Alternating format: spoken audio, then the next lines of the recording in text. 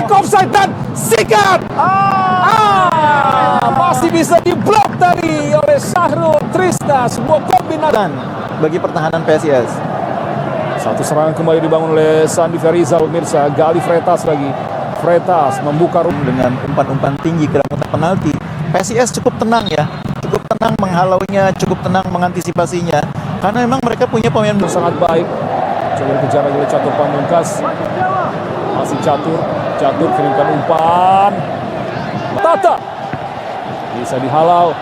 Rashid kepada Flavio. Masih Flavio. Catur Pamungkas. Hasil akhir pertandingan BRI Liga 1 pekan ke-10 mempertemukan antara PSIS Semarang versus Persebaya Surabaya sore hari ini. Tonton video ini sampai habis, admin akan mengulas jalannya pertandingan yang sangat seru dan menarik ini.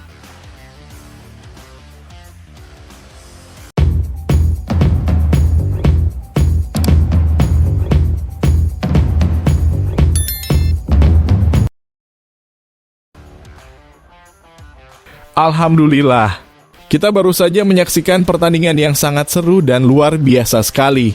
Pekan ke-10 BRI Liga 1 mempertemukan antara PSIS Semarang versus Persebaya Surabaya, membawa dengan skuad terbaiknya dan modal hasil imbang pekan kemarin lawan PSM Makassar menambah kekuatan mental pasukan Bajul Ijo. Walaupun bermain tanpa kehadiran supporter bonek, akan tetapi di awal babak tim langsung meningkatkan tempo permainan. Lini tengah Persebaya mencoba menguasai permainan. Bola-bola membahayakan dikirim ke striker Persebaya Flavio Silva. Lini tengah Persebaya yang dikomandoi Rivera membuat penjaga gawang PSIS Semarang sedikit kerepotan. Sama halnya dengan PSIS Semarang. Jenderal lapangan tengahnya juga merepotkan pertahanan Persebaya Surabaya. Di babak kedua, Paul Munster mencoba merotasi pemainnya agar strateginya berjalan mulus dan membuahkan hasil. Beberapa pemain pengganti dengan tenaga yang segar beberapa kali merepotkan PSIS Semarang. Untuk hasil skor pertandingan ini bisa dilihat di thumbnail dari video ini ya Rek. Semoga Persebaya kedepannya bisa bermain lebih bagus lagi dan dapat mengambil hikmah dari pertandingan ini. Berikan komentar pertandingan iki, mau Rek nang komentar ngisor iki yo. Salam satu nyali. Wani.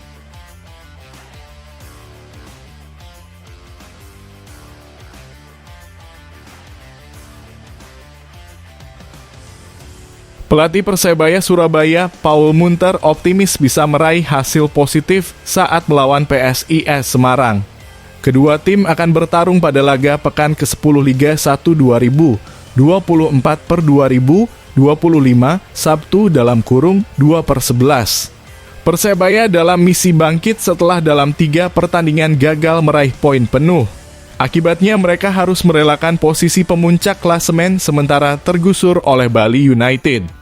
Melawan PSIS, 3 poin akan jadi modal positif untuk menatap laga selanjutnya.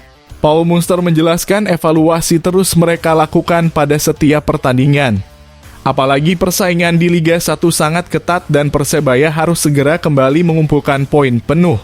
Namun, dia memilih fokus untuk mempersiapkan Bajul Ijo dengan baik. Permainan demi permainan terus dilakukan evaluasi. Anda tahu kami sedang berkembang. Jadi, kami sudah mencari peningkatan yang sangat besar untuk urusan ini. Untuk pertandingan ini, Liga, Anda tahu ini sangat-sangat ketat. Tapi fokus utama adalah kami, bukan tim-tim lain. Kami fokus pada kami, kata Paul Munster. Mantan Direktur Teknik Brunei Darussalam In menambahkan, dia sudah berkomunikasi kepada semua pemain, dia harap mereka bisa bangkit dan kembali memberikan yang terbaik saat berada di lapangan. Akan ada perubahan taktis jelas, saya melihat situasi ini, yang terpenting adalah performa tim. Secara individu saya selalu berbicara dengan para pemain secara pribadi. Anda tahu dan kemudian kami berbicara tentang apa yang saya harapkan lanjutnya. Khusus untuk Flavio Silva, dia sudah meminta pemain tersebut untuk introspeksi. Sebagai pemain depan, Flavio harus bisa menjadi ujung tombak yang tajam. Munster memiliki ekspektasi yang tinggi kepada semua pemain untuk bisa bermain maksimal dalam setiap laga. Seperti kinerja besar untuk Flavio, semua pemain harus meningkatkannya. Anda tahu ekspektasi yang tinggi dari saya, para pendukung, bahwa apa yang saya katakan. Saya tidak sabar untuk pertandingan besok karena saya mengharapkan penampilan yang sangat baik dan para pemain mencetak gol, tutupnya.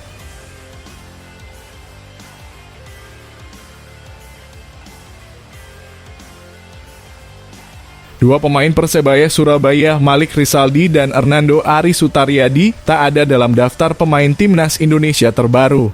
Keduanya telah dipastikan absen bela Garuda untuk melawan Jepang dan Arab Saudi pada kualifikasi Piala Dunia 2026 zona Asia periode November.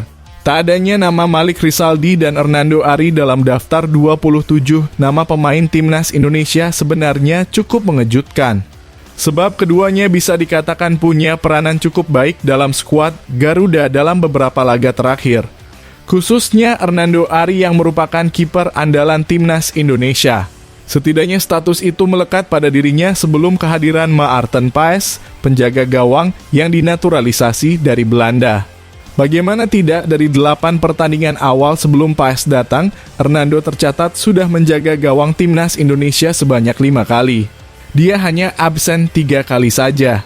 Hernando absen saat melawan Brunei Darussalam pada leg 1 putaran pertama 12 Oktober 2023. Irak pada laga perdana putaran kedua 16 November 2023.